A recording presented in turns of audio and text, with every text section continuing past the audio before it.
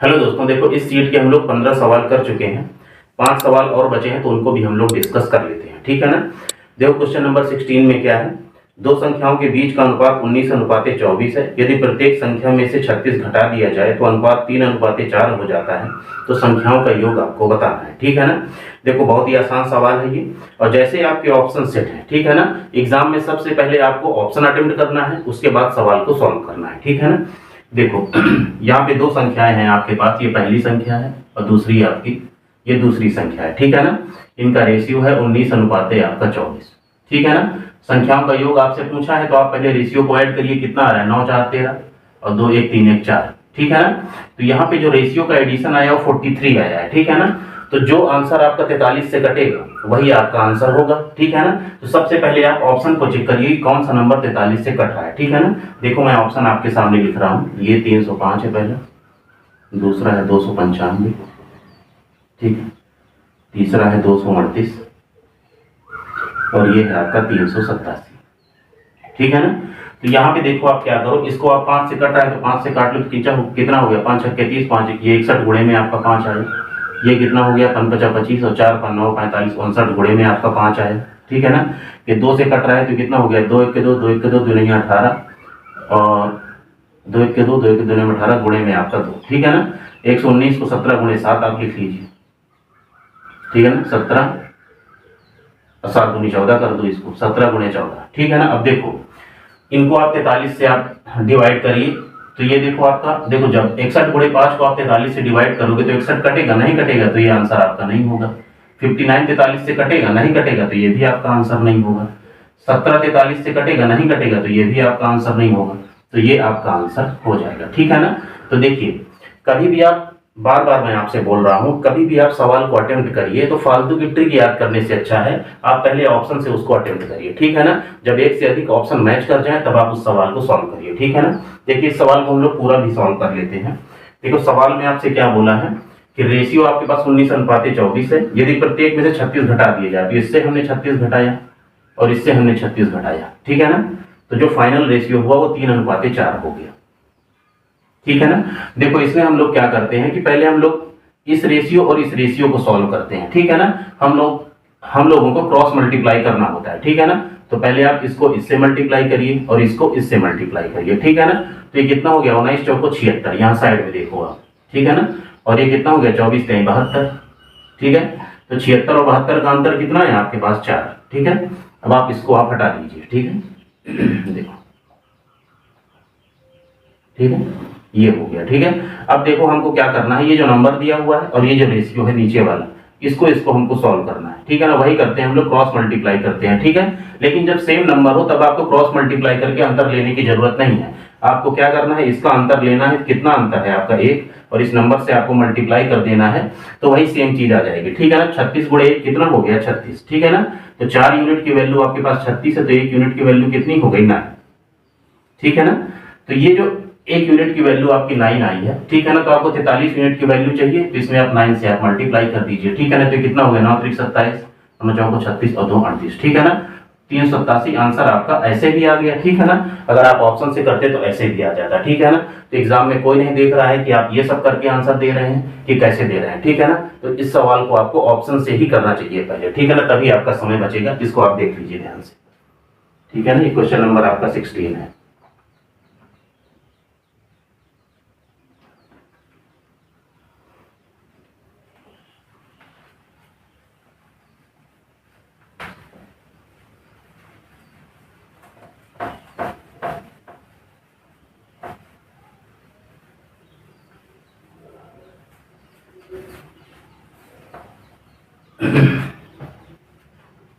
Question number 17 देखिए, यदि किसी वस्तु का अंकित मूल्य 7895 है और दी जाने वाली छूट 4.2% है तो उसका विक्रय मूल्य बताना है, ठीक है ना। आपको एक चीज हमेशा याद रखना है कि हम लोग जो डिस्काउंट देते हैं, वो छूट देते हैं, वो हमेशा अंकित मूल्य एमपी पे देते हैं, ठीक है ना। तो यहाँ पे देखो डिस्काउंट आपको कितना मिल रहा है 4.2%, ठीक है ना। 0.2 को हम लोग 1/5 लिख सकते हैं, ठीक है ना। तो कितना हो गया 4 सही 1/5% हो गया, ठीक है ना। इसको आप सॉल्व कर लो, तो कितना हो गया 5 को 20 है 21 बटे में 5%, तो परसेंट वाला 100 आप नीचे लगा दो, ठीक है ना। तो 500 में आप 21 डिस्काउंट दे रहे हैं, ठीक है ना। ये ऊपर वाली वैल्यू हमेशा आपकी डिस्काउंट होती है डिस्काउंट के फ्रैक्शन में, और नीचे वाली वैल्यू हमेशा आपकी अंकित मूल्य एमपी होती है, ठीक है ना। देखो यहाँ पे अंकित मूल्य आपको दिया हुआ है 7,895, ठीक है ना।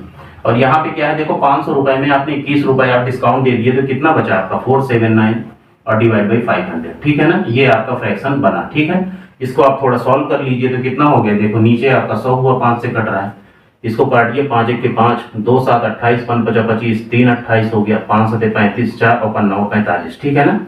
तो यहाँ पे आपको इन दोनों नंबर्स को मल्टीप्लाई करना है, ठीक है ना। अब देखो ये दोनों, ये मल्टीप्लीकेशन काफी बड़ा है, तो इसमें भी आपको ऑप्शन की हेल्प लेना है, ठीक है ना। पहले मैं ऑप्शन लिख दूं, देखो 74 56,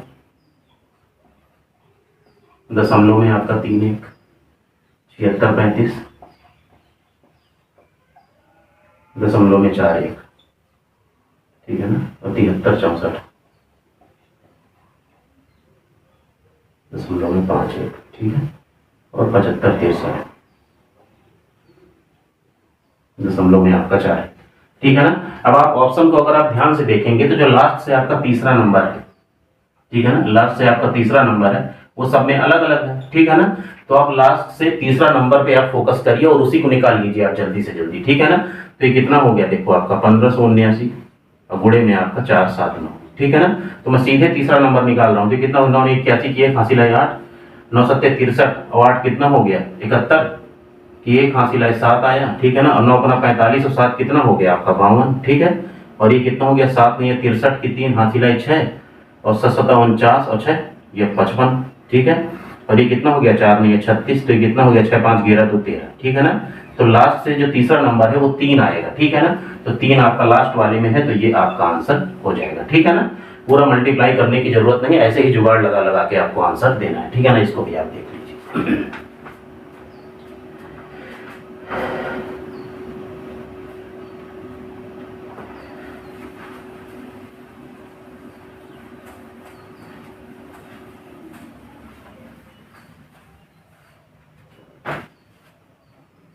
क्वेश्चन नंबर 18 देखिए, इस तरह के सवाल मैं आपको करा चुका हूं पहले भी। देखिए दूसरे सेट में भी उसी तरह का सवाल आया है, केवल आपके डिजिट्स जो है आपके अलग अलग हैं, ठीक है ना। महेश के पास 1617 रुपए हैं, उसने इसे अपने पुत्रों विजय और अजय के बीच बांट दिया और उन्हें इसे वार्षिक रूप से चक्रवृद्धि होने वाली 10% ब्याज दर पर निवेश को कहा। यह देखा गया कि विजय और अजय को क्रमशः 13 और 14 वर्ष बाद समान धनराशि प्राप्त हुई, तो महेश ने विजय को कितनी धनराशि दी, ये आपको बताना है, ठीक है ना। तो यहाँ पे देखो महेश है, पिताजी का नाम महेश है, ठीक है ना, और दो इनके बच्चे हैं, ठीक है ना। वो है कौन से, विजय और अजय, ठीक है ना, विजय और अजय। इनके पास धनराशि है 1617 रुपए, ठीक है ना। और यहाँ पे टाइम कितना है, देखो आपको टाइम पे फोकस करना है। यहाँ विजय की जो धनराशि है वो 13 साल के लिए इन्वेस्ट हो रही है और जो अजय की धनराशि है वो 14 साल के लिए इन्वेस्ट हो रही है, ठीक है ना। अब आपको क्या करना है, रेट को पकड़ना है, ठीक है ना। 10% कितना होता है आपका, 1/10 होता है, ठीक है ना। एक वैल्यू आपके पास 10 है, दूसरी उससे एक ज्यादा 11 है, ठीक है ना। अब किसको हम 10 दें किसको 11 दें, या टाइम पे डिपेंड करता है, ठीक है ना। जो कम समय के लिए इन्वेस्ट होगा उसको हम लोग बड़ी वाली वैल्यू देंगे, ठीक है ना। तो ये 13 साल के लिए इन्वेस्ट हो रहा है, तो विजय को आप 11 दे दीजिए, ठीक है ना, और अजय को आप 10 दे दीजिए, ठीक है ना। तो ये विजय और अजय की धनराशि का रेशियो है, ठीक है ना, जो उसके पिता ने जो इनके पिता ने इनको दी है, ये उनकी धनराशि का रेशियो है 11:10, ठीक है ना। तो यहाँ पे रेशियो में धनराशि कितनी है, 11 में 10 जोड़ोगे आपका 21, ठीक है ना। और सवाल में दी हुई है 1617, ठीक है ना। यहाँ से 1 यूनिट की वैल्यू निकालिए, कितना हो गया 7 3 21 हो गया, और ये 7 दूनी 14, 7 3 21 और 1, ठीक है ना। और 3 से आप इसको काटिए, कितना हो गया आपका 1 यूनिट की वैल्यू 3 7 21 और 3 7 21, ठीक है ना। 1 यूनिट की वैल्यू आपके पास 77 आई है, किसकी आपसे पूछा है, विजय की, ठीक है ना। तो विजय 1 यूनिट की वैल्यू 77 है, तो 11 यूनिट की कितनी मिलेगी, 77 से आप गुणा कर दीजिए, तो कितना हो 11 7 77 की 7 हासिल आए 7, ठीक है ना। तो 11 7 77 और 8 कितना हो गया 84, 847 जो है विजय को मिली है, ठीक है ना। और अजय को कितनी मिलेगी, 10 में आप 77 से आप गुणा कर दीजिए, तो कितना हो गया 770, ठीक है ना। तो जिसकी आपसे पूछा हो, तो विजय की पूछा है, तो विजय को 847 रुपए मिले हैं, ठीक है ना। तो इस सवाल को भी आप देख लीजिए, क्वेश्चन नंबर आपका 18 है, ठीक है। फिर क्वेश्चन नंबर आप 19 को देखिए, बहुत ही आसान सवाल है।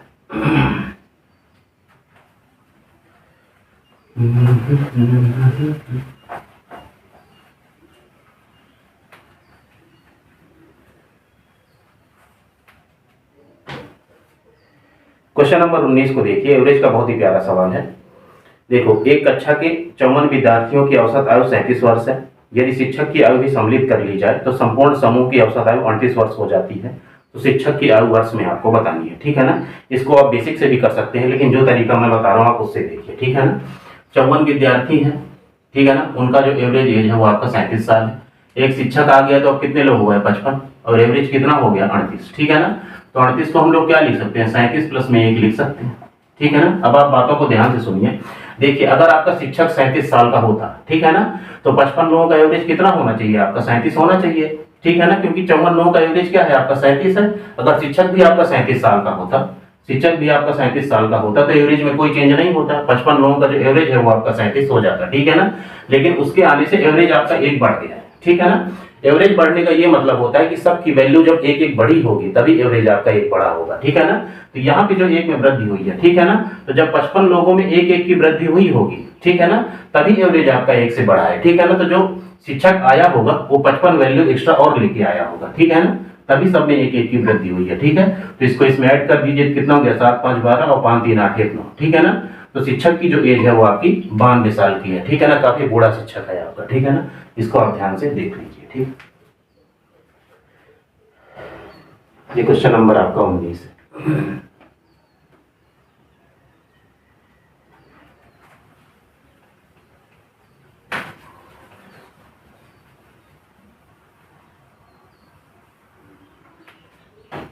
देखिए, आपकी सीट का लास्ट सवाल है, क्वेश्चन नंबर आपका 20 है। 7 खिलाड़ियों का औसत स्कोर शुरुआत में 55 दर्ज किया गया, हालांकि बाद में पता चला कि 35 का स्कोर गलती से 53 पढ़ लिया गया था। तो सही औसत स्कोर आपको बताना है, ठीक है ना। ऐसे सवालों में आपको क्या करना है कि सबसे पहले आपको डिफरेंस लेना है, ठीक है ना। हमने 35 को 53 पढ़ा है, ठीक है ना, इसका मतलब एवरेज हमारा 55 से कम होगा, ठीक है ना, क्योंकि हमने गलती की है। तो 53 और 35 के बीच में कितने का अंतर निकालो आप, तो कितना हो गया, 15 में से 13 में से 5 गया आपका 8 हो गया, और 4 में से 3 गया आपका 1 हुआ, ठीक है ना। 18 है, 18 का अंतर आ रहा है, ठीक है ना। तो देखो इस 7 लोगों पे क्या फर्क डालेगा ये, ठीक है ना। इसका एवरेज निकालो तो ये कितना हो गया आपका, 7 दूनी 14 और 4 और 7 पना 35, ठीक है ना, 2.5, ठीक है ना। तो एवरेज में आपकी 2.5 की कमी आएगी, ठीक है ना, क्योंकि हमने गलती से 35 को 53 पढ़ लिया था, ठीक है। तो जो आपका एवरेज है उसमें से 2.5 घटा दीजिए, वही आपका आंसर होगा। तो 55.0 में से आप 2.5 आप माइनस कर दीजिए, ठीक है ना। तो 10 में से 5 गया 5 हो गया, ठीक है ना, 4 में से 2 गया 2 और ये 5, ठीक है ना। तो 52.5 आपका आंसर हो जाएगा, ठीक है ना। तो ये भी सीट आपकी कंप्लीट हो गई है, ठीक है ना। 20 सवाल इसके हो गए हैं। अब नेक्स्ट वीडियो में हम लोग नेक्स्ट सीट डिस्कस करेंगे।